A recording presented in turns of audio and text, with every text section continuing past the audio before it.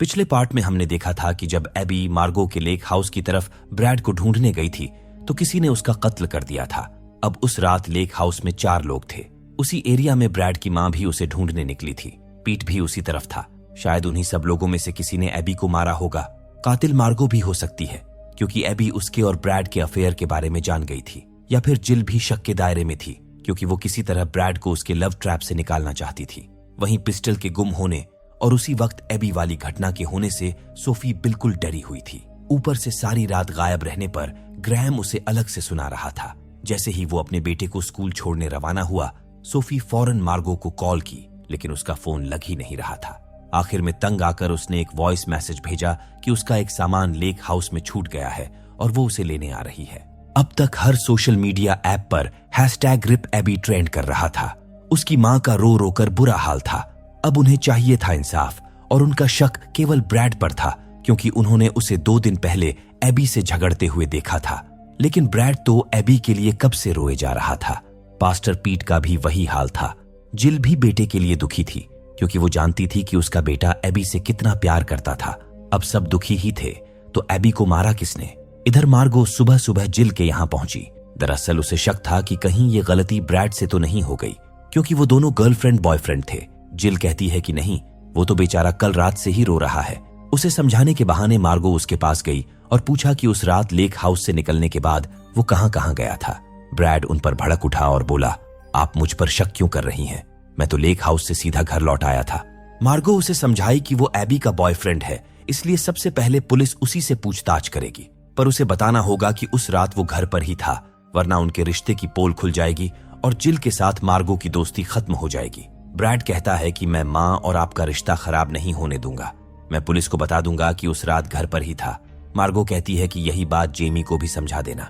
वापस जाने से पहले वो जिल को भी समझा गई कि उसे कोई अच्छा वकील कर लेना चाहिए। अब इस बात से जिल डरी हुई थी कि मार्गो को लग रहा होगा कि इसमें ब्रैड का हाथ हो सकता है, तभी तो वो वकील करने की बात कर रही थी। उसी पल वो ब्रैड से बात की। उसे ये नहीं जानना था कि रात को ब्रैड कहाँ गया था और उसने क्या किया। बस वो चाहती थी कि पुलिस को बयान देते वक्त वो ये बताए कि सारी रात वो घर पर ही था। ब्रैड कहता है कि आपने ही सजा दी थी कि मैं घर पर रहूं, तो मैं घर पर ही था। वहीं इन बीते 6 महीनों में एक लड़की के गायब होने और दूसरी के कत्ल से मेपल ब्रुक शेरिफ डिपार्टमेंट में खलबली मची हुई थी। वे एबी की बेस्ट फ्रेंड नाइना का बयान ले चुके थे।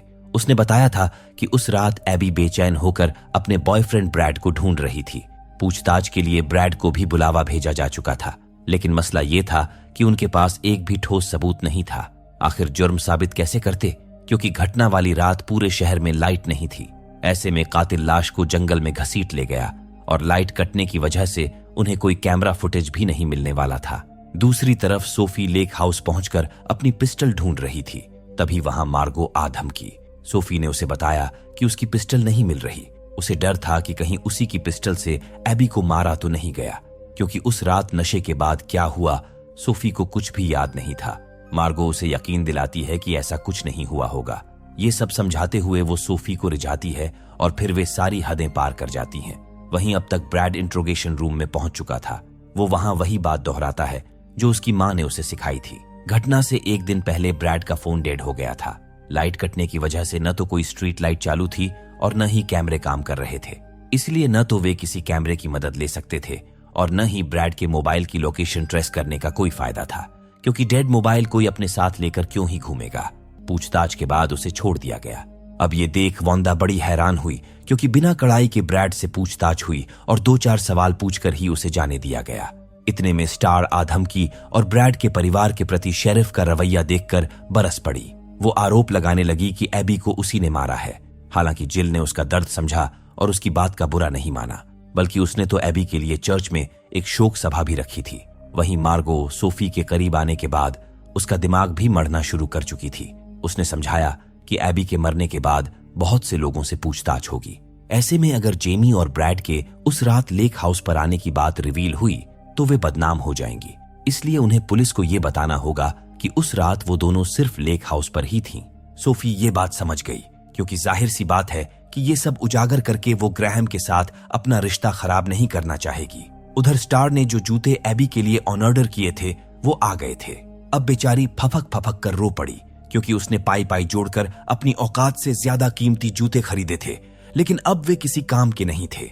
अगले दिन एबी की शोक सभा हुई, जिसमें मेपल ब्रुक के ढेर सारे लोग शामिल हुए। छोटा शहर था, सब एक दूसरे को जानते थे। उसी सभा में चर्च के पादरी यानी जिल के पति ने संस्था की तरफ से पूरे $1 लाख का इनाम रखा, जो उस कातिल को पकड़वाने में पुलिस की मदद करेगा। वहीं जेड बैंक्स ने इस घटना को राजनीति के लिए इस्तेमाल किया। उन्होंने ऐलान किया कि अगर वो टेक्सास के गवर्नर बने तो टेक्सास में गन लीगल रखना जारी रखेंगे। वहीं इतनी खचाखच भरी भीड़ में भी मार्गो और सोफी का नैन मटक्का चल रहा था। तभी वहां पुलिस आ गई और उन्होंने सोफी को गिरफ्तार कर लिया। ग्रैहम बीच में अड़ गया। उसे जानने का पूरा हक था कि सोफी ने क्या किया है। फ्लिन ने उन्हें बताया कि सोफी की गन से एबी जैक्सन का कत्ल हुआ है। इतना जानते ही वहां मौजूद सभी लोगों के होश उड़ गए। तरह तरह की अटकलें लगाई जाने लगीं। सोफी से पूछताछ हुई तो उसने वही कहा जो मार्गो ने उसे सिखाया था। उस दिन वे शिकार पर गए थे और वापस आने के बाद रात को वो मार्गो के साथ लेक हाउस पर रुकी थी। क्यों रुकी थी, इसका जवाब उसने देने से मना कर दिया। फ्लिन कहता है कि आप फंस चुकी हैं। बेहतर यही होगा कि आप मुझे सब कुछ सच सच बता दें। एक कातिल को पकड़ने में 3 चीजें सबसे जरूरी होती हैं: मौका, सबूत और मकसद। सोफी मौके पर थी और उसके खिलाफ सबूत भी था। रही बात मकसद की, तो वो पुलिस पता लगा ही लेगी कि एब्बी को मारने के पीछे उनका क्या मकसद था। सोफी कहती है कि मैं तो एबी को जानती तक नहीं थी, मैं उसे क्यों मारूंगी। इसी इंट्रोगेशन के बीच सोफी का वकील उसकी जमानत करा लेता है। वो घर पहुंच तो ग्राहम उसे लताड़ने लगा। उसे सब कुछ जानना था कि उसके पास गन कैसे आई। यहाँ सोफी उसी पर सारा इल्जाम डालने लगती है और कहती है कि उसी ने उसे खुलकर मजे करने के लिए कहा था।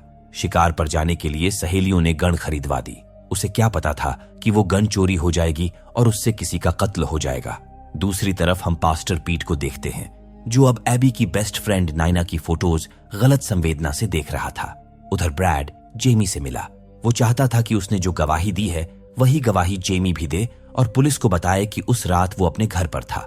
लेकिन एबी की मौत से जेमी बहुत गुस्से में था और झूठ बोलने से साफ इनकार कर दिया। उसे पूरा यकीन था कि एबी को ब्रैड ने ही मारा है। इसी बात को लेकर दोनों में लड़ाई हो गई। यानी अब जेमी को समझाना नेक्स्ट टू इम्पॉसिबल था। वही सोफी मदद मांगने मार्गो के यहाँ पहुंची, लेकिन उसे घर में घुसने तक नहीं दिया गया। वहां इलेक्शन की एक जरूरी पार्टी की तैयारी हो रही थी। सोफी ने मार्गो की बाकी सहेलियों से संपर्क करने की कोशिश की, लेकिन उन सभी ने उसे ब्लॉक कर दिया था। अब रात को ब्रैड घर पहुंचा और मां को जेमी से हुई लड़ाई की सारी बात बता दी। उसे डर था कि जेमी पुलिस को सब कुछ बता देगा। ये जानकर जिल भी डर गई। फिर उसने कुछ प्लानिंग की और बेटे को समझाया कि वो सब संभाल लेगी। अगली सुबह उसने जेमी के साथ सेटलमेंट कर लिया। एक झूठ के बदले उसने उसे एक अच्छी क्रिश्चियन यूनिवर्सिटी में स्कॉलरशिप दिलाने का लालच दिया। जेमी मान गया। उधर आज पुलिस मार्गो से पूछताछ करने वाली थी। सोफी ने जो बयान दिया था वही बयान मार्गो ने भी दिया, लेकिन उनके बयानों में थोड़ा फर्क था। सोफी ने कहा था कि वो और मार्गो रात भर लेक हाउस पर थीं। वहीं मार्गो ने बताया कि एक फैमिली इमरजेंसी की वजह से वो रात के 10:30 बजे वहां से चली गई थी।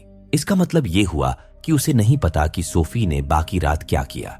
उसी पल शेरिफ ने उसे वार्न किया कि उसके बयान की जांच की जाएगी। मार्गो को इससे कोई दिक्कत नहीं थी। उसने बताया कि अल्बा में उसकी फैमिली रहती है और वो वहीं गई थी। बीच में उसने कैमरा और माइक बंद करवाकर भी कुछ बताया। ये देखकर फ्लिन परेशान हो उठा। उनके बीच क्या खिचड़ी पक रही है ये समझने के लिए वो वांडा से मिला, पूरी बात बताई और ये भी कि बयान लेने के दौरान शेरिफ ने कैमरा बंद कर दिया था। इसके बाद शेरिफ खुद तहकीकात करने अल्बा गए और तब पता चला कि मार्गो सचमुच फैमिली इमरजेंसी की वजह से अल्बा गई थी। इसका मतलब सोफी खतरे में थी। वैसे वांडा को नहीं लग रहा था कि इसमें सोफी का कोई हाथ है, क्योंकि उसके पास एबी को मारने की कोई वजह नहीं थी। हालांकि उसके खिलाफ सबूत बढ़ते जा रहे थे और उसका क्रिमिनल रिकॉर्ड भी ठीक नहीं था। खैर, आज एबी का फ्यूनरल था जिसमें वांडा भी शामिल हुई। जैसे ही फ्यूनरल शुरू हुआ, सोफी आ धमकी। उसे किसी भी तरह मार्गो से बात करनी थी, लेकिन उसी पल उसे जबरन वहां से भगा दिया गया। वापस लौटी तो कार पर उसे एक फोन नंबर मिला। शायद ये उसी काने आदमी का नंबर था। सोफी फौरन ग्रैहम से मिली और बताया कि उसे सोची समझी साजिश के तहत फंसाया जा रहा है। किसी ने आधी रात को उसकी गन चुरा ली ताकि उसे फंसा सके। हालांकि उसके पास कोई ठोस सबूत नहीं था, सिवाय इस बात के कि मार्गो की कोई सहेली उससे बात नहीं कर रही थी। सबने उसे इंस्टाग्राम पर ब्लॉक कर दिया था, यहां तक कि उसे एबी के फ्यूनरल से भी निकाल दिया गया। इसी बातचीत के बीच पुलिस आ गई। वे सोफी की मदद करना चाहते थे, लेकिन इसके लिए उसे उस रात का पूरा सच बताना होगा। सोफी का अब भी वही बयान था, जिस पर फ्लिन उसे कहा कि मार्गो किसी फैमिली इमरजेंसी की वजह से लेक हाउस से 10:30 बजे चली गई थी। उसके जाने के बाद सोफी ने क्या किया, अगर वो नहीं बताती तो उसके लिए और मुश्किल खड़ी होगी। वे जाते जाते उसे वार्न करते गए कि उसे शहर नहीं छोड़ना है। ग्राहम का बस एक ही सवाल था, आखिर उसकी गन चोरी कैसे हुई? इसका मतलब वो उस रात पी रही होगी। सोफी इस बात को छुपाना चाहती थी, क्योंकि 2 साल पहले उसने नशे की हालत में कार से एक लड़की को टक्कर मारकर मार डाला था। तब कोर्ट ने उनसे उनके बेटे की कस्टडी छीनने की बात कही थी, क्योंकि अमेरिका में सच में ऐसा हो सकता है कि अगर पेरेंट नशे की वजह से बच्चे के लिए खतरा बन जाए तो कोर्ट उसके पेरेंटल राइट्स छीन सकती है। अब ग्राहम किसी भी हाल में रिस्क नहीं लेना चाहता था। उसने उसी वक्त सोफी को घर से निकाल दिया और कहा कि पहले सब कुछ ठीक करो, उसके बाद ही वापस आना। बेटे से झूठ बोलकर उसे घर से जाना पड़ा। उसने किराए पर एक घर लिया और उसी पल मार्गो का वॉइस मैसेज गालियों से भर दिया। उसकी वजह से उसने अपना बेटा और अपना परिवार खो दिया था। अब ये उनके बीच आर पार की लड़ाई थी। वहीं जो वॉइस मैसेज सोफी ने भेजा था उसे मार्गो अपने दोस्तों के बीच खुलेआम सुना रही थी। वहां शेरिफ भी मौजूद थे, लेकिन उन्हें भी इससे कोई फर्क नहीं पड़ा। दूसरी तरफ नायना फ्यूनरल से लौट रही थी, तभी उसे पास्टर पीट मिले। वैसे तो नायना अपने कजिन के साथ घर जाने वाली थी, लेकिन पीट के कहने पर वो उनके साथ चली गई। हालांकि पीट का मिजाज कुछ ठीक नहीं लग रहा था। वहीं सोफी की रातों की नींद उड़ चुकी थी। उसे समझ नहीं आ रहा था कि इस मुश्किल से खुद को कैसे निकाले। तभी जेड बैंक्स की तलाकशुदा पत्नी माया का उसे कॉल आता है। वो भी कभी मार्गो की सताई हुई थी। मार्गो ने अपने भाई काइल के दम पर जेड को उससे छीन लिया था। काइल ने जबरन उससे तलाक के पेपर पर साइन करवाए थे और माया चाहकर भी कुछ नहीं कर सकी थी। आज उसने फ्यूनरल में सोफी को देखा था, इसलिए वो उसे सतर्क करने के लिए फोन की थी। उसने बताया कि सोफी को लोगों पर पहले से ही शक है। ऊपर से अगर वो पब्लिक में इस तरह का व्यवहार करेगी तो उल्टा और फंस जाएगी। इसी बातचीत के बीच सोफी ने काइल का पता पूछ लिया और उसी रात उससे मिलने निकल पड़ी। और जब मिली तो काइल ने बंदूक दिखाकर उसे बंदी बना लिया। यहीं से कहानी 1999 में चली जाती है। हम एक टीनेज लड़की को देखते हैं जो घर जाने के लिए परेशान थी, क्योंकि उसकी साइकिल किसी ने चोरी कर ली थी। तभी एक आदमी उसकी मजबूरी समझता है और उसे लिफ्ट दे देता है। हालांकि उसके हाव भाव कुछ ठीक नहीं लग रहे थे। उस आदमी का नाम था डेल और लड़की ने अपना नाम बताया मर्गो। जल्द ही डेल उसे उसके घर पहुंचा देता है। घर काफी आलीशान था। ये देखकर डेल को बड़ा ताज्जुब हुआ। उसने चालाकी से उसके मम्मी डैड के बारे में पूछा। पता चला कि दोनों इस वक्त ड्यूटी पर होंगे। इसी बात का फायदा उठाकर डेल उससे पीने के लिए पानी मांगा, ताकि मार्गो पानी पिलाने के बहाने उसे अंदर ले जाए और वो अंकल अपनी प्यास मिटा सके। लेकिन अगले ही पल मामला उल्टा पड़ गया। मार्गो उसे बातों में उलझाए रखी और साइड से उसके छोटा भाई काइल ने उस पर गन भिड़ा दिया। ठरकी अंकल की गाड़ी हथिया ले गए और उसे $1500 में बेच दिया। मतलब दोनों भाई बहन बचपन से ही खुराफात करने में मास्टर थे। ऐसे लोगों से निपटना सोफी के लिए बिल्कुल भी आसान नहीं होने वाला था। गाड़ी बेचकर जब वे घर लौटे तो मकान मालकिन पुलिस बुला चुकी थी। दरअसल 2 महीने का किराया बाकी था और जब मकान मालकिन किराया मांगने गई तो मार्गो की मां ने उसे दांत काट लिया था। उन्हें नशे की लत थी और ऐसी औरत को वो बिल्कुल भी रखने को तैयार नहीं थी। उसने मार्गो का दिया हुआ किराया भी फेंक दिया। कहानी वापस प्रेजेंट में लौटती है। काइल की बहुत लोगों से दुश्मनी थी। उसे लगा कि इतनी रात को जरूर कोई उसे मारने ही आया होगा। सोफी कहती है कि नहीं, मैं तो मार्गो की दोस्त हूं। मुझे बस ये जानना है कि 18 जुलाई फ्राइडे की रात मार्गो उससे मिलने आई थी या नहीं। काइल कहता है कि वो अपनी बहन के बारे में सब बता देगा, लेकिन उससे पहले सोफी को उसके लिए एक काम करना होगा। उसे अभी उसके दोस्त के घर छोड़ना होगा और जब काम हो जाएगा तो वो सब कुछ बता देगा। सोफी के पास और कोई चारा नहीं था, इसलिए वो उसे उसके बताए पते पर ले गई। लेकिन वहां लफड़ा होने के बाद सोफी को समझ आया कि वो काइल के दोस्त का घर नहीं था, बल्कि काइल वहां चोरी करने गया था। इस लूट में सोफी उसकी हिस्सेदार बन गई और उसे इसका पता काम हो जाने के बाद चला। खैर, अब वादा पूरा करने की बारी काइल की थी। सोफी के पूछने पर उसने बताया कि 18 जुलाई फ्राइडे की रात उसने कुछ नशीली गोलियां खा ली थीं। ओवरडोज की वजह से उसकी तबीयत बिगड़ गई थी और तब पड़ोसियों ने उसे डॉक्टर ब्लेविंस के पास भर्ती कराया था। उस रात अगर मार्गो उससे मिलने आई भी होगी तो उसे इसकी कोई जानकारी नहीं थी, क्योंकि वो पूरी रात बेहोश था। सोफी उसी पल डॉक्टर ब्लेविंस से मिली। काफी रिक्वेस्ट करने के बाद उन्होंने बताया कि उस रात काइल जीने मरने की कगार पर था। मिस्टर ब्लेविंस उनके फैमिली डॉक्टर थे। उन्होंने उसी वक्त मैंडी को कॉल किया था। फोन करने के 1 घंटे बाद वो क्लिनिक पहुंच गई थी और घंटों उसके पास बैठी रही।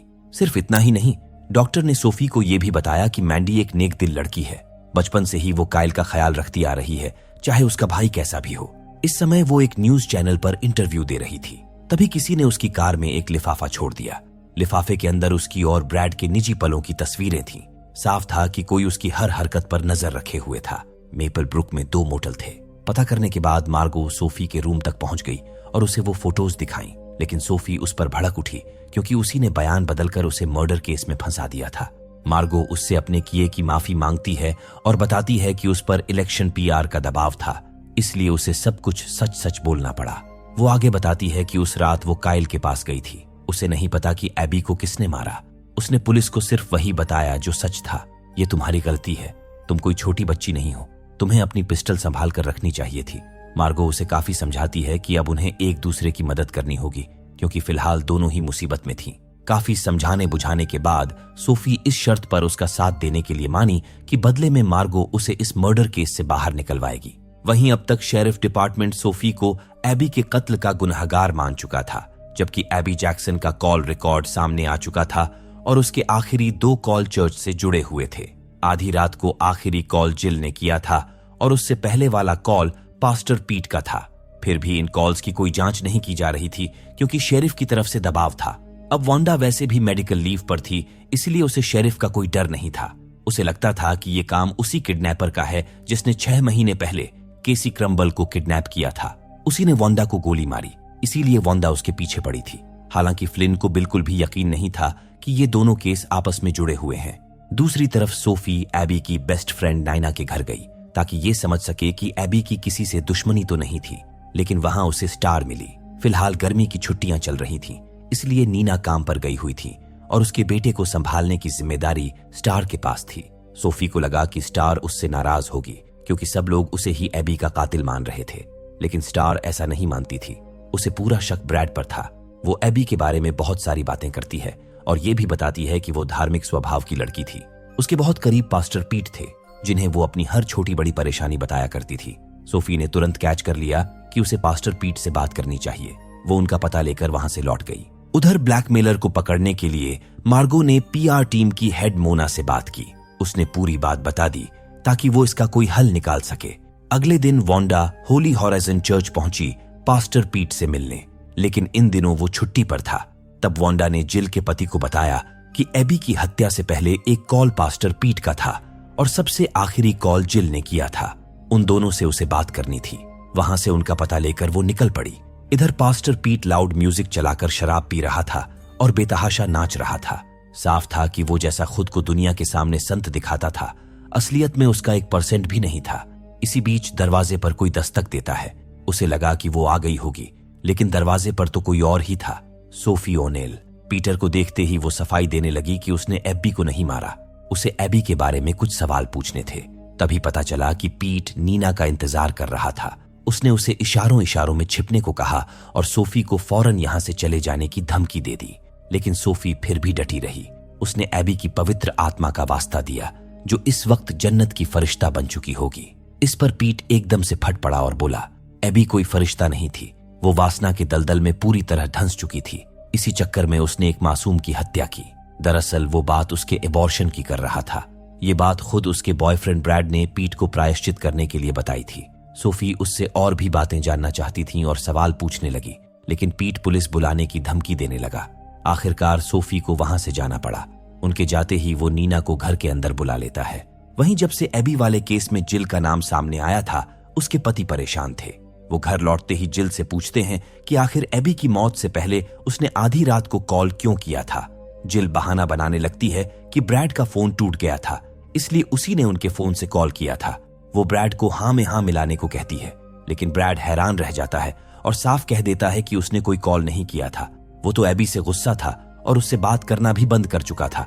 खुद को इस केस में फंसता देख जिल के हाथ कांपने लगते हैं। ब्रैड को समझते देर नहीं लगती कि वो कुछ छिपा रही है। दूसरी तरफ पीट नीना को मेला घुमाने के लिए घर पर बुलाया था। उसे ये बात मेले में आने के बाद पता चला, इसीलिए नीना उससे पूछती है, क्या हम डेट पर आए हैं? दरअसल पीट उनका मेंटोर था, गुरु था, जो उसे धार्मिक बातें सिखाता था। लेकिन अब जब वो नीना में दिलचस्पी लेने लगा था, इसलिए वो ये जानना चाहती थी कि आखिर माजरा क्या है। वो पूरा दिन मेले में एंजॉय करते हैं और जब लौटने का समय आता है तो पीट उसके ड्रिंक में बेहोशी की दवा मिलाकर पिला देता है। कुछ ही सेकंड में नाइना को शक हो जाता है और तभी उसकी नजर गाड़ी के अंदर रखे एबी के स्वेटर पर पड़ती है। किसी तरह वो गाड़ी से उतरकर मदद बुलाने की कोशिश करती है, लेकिन पीट मामला संभाल लेता है और नाइना को किडनैप कर ले जाता है। वहीं दूसरी तरफ जिल अपनी कार को बारीकी से क्लीन कर रही थी। साफ लग रहा था कि वो किसी निशान को छिपाने की कोशिश कर रही है। तो क्या लगता है दोस्तों, क्या सच में एबी की हत्या जिल ने की थी या इसके पीछे पास्टर पीट है? आप लोग कमेंट करके बताइए। तब तक मैं इसके आखिरी पार्ट को लाने की तैयारी करता हूँ।